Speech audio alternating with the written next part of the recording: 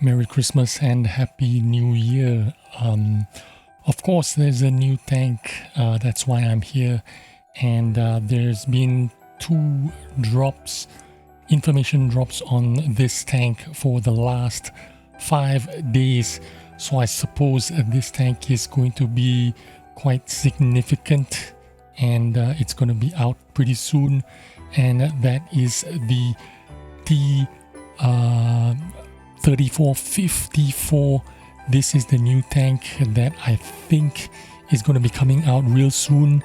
In what capacity, we will discuss this in today's video. So what is this tank about? It says it is a tier 7 premium tank, and it is what it is.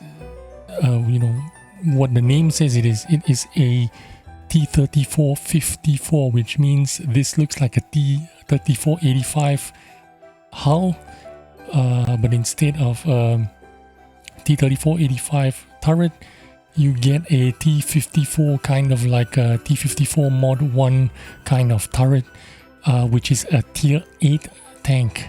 So you're getting a tier 6 hull on with a tier 8 turret stacked on top of it, which makes this a tier 7 tank. So this is going to be a tier 7 premium tank.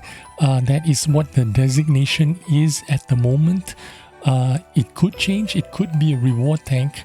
And judging from the timing that this tank is being released, the information, the two pieces of information that's been out for the last 5 days, I wouldn't be surprised if this was a reward tank instead of a premium tank.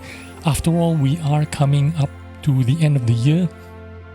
Who knows? This could be the New Year gift. Instead of giving you a tier 2 tank, maybe World of Tanks will give you a tier 7 reward tank. Who knows? That could happen. Stranger things have happened. But it is a stretch to say that this could be the New Year gift. I doubt it is, but who knows? It could happen. And we'll go through the reasons why. First of all, like I said, this is a tier 7 premium tank, and we'll talk about the stats right now. The only thing that I can find out about this tank that is close to what we know in the tech tree is the VK30.02D. That is the only tank that is closest to this tank. Why? Because that tank does about 220 damage, while this tank does 180 damage. Yes, this tank does only 180 damage compared to all the other tier 7 tanks out there that are pretty good. They do a lot more damage than 180. For example, the T20 does 240 damage, the CS44 does 300 damage, the P43 Italian medium does 240 damage, the VK30.02D that I'm comparing this tank to does 220 damage. So significant hit in the damage department. Also the horsepower of the tank, this being a tier 6 hull, only 500 horsepower with a power to weight ratio of 14.75. 14.75 power to weight ratio is pretty low.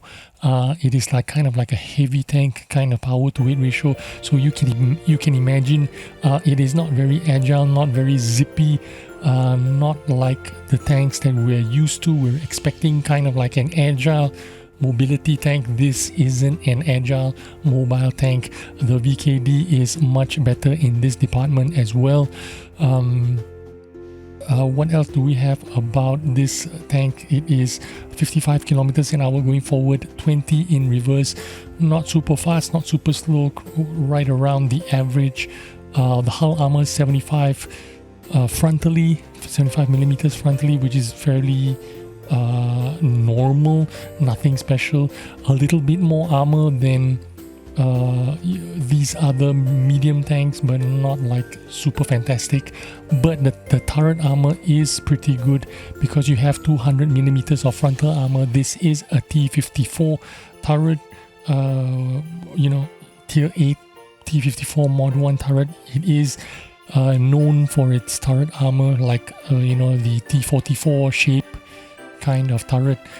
Pretty good turret armor of 200 millimeters. It can withstand pretty good hits from the front. So that is one of the good things about this tank, is also the high penetration. Standard shell penetration is 171, while the premium shells does 210 penetration, which is pretty good because normal penetrations at this level, tier 7s, even the T20 only does 160 penetration, CS44 168 penetration, the P43 165 penetration, the VKD 145 penetration. So 171 penetration is pretty good, but the drawback is 180 damage per shot. So even though you have more reliable penetration compared to the other tier 7 medium tanks, but your reward is only 180 damage. So there is a little bit of trade-off there. You don't get very good damage, but you get better penetration. So your reliability of hitting your shots or penetrating your shots is going to be slightly higher. So maybe in the long run, it's going to work out to be as balanced as the rest of the other medium tanks that we do see here. The camo rating as well is pretty high. You get 15 percentage camo rating, stationary camo rating, which is fairly high compared to the other tanks here. It is the same kind of camo rating as you would get with a T20 or a P43 or a CS44. Pretty standard camo rating, you know, not too low, pretty good camo rating. The bad thing about this tank is, of course, the aim time, 2.88 seconds. Other tanks in this category are aiming at around the 220 or 2 seconds flat. 2.3 seconds, 2.2 seconds is the standard. 2.88 is fairly slow aim time. Also, the low horsepower makes this tank not agile at all. Low power to weight ratio, again, one of the things that make this tank not that great at all, and the low damage. So you have a bit of pros, you have a bit of cons. Of course, the pros are high penetration, great reload time, great turret armor, 7 degrees of gun depression. You can carry lots of shells, I think 64 shells or something like that, something ridiculous. You never run out of shells.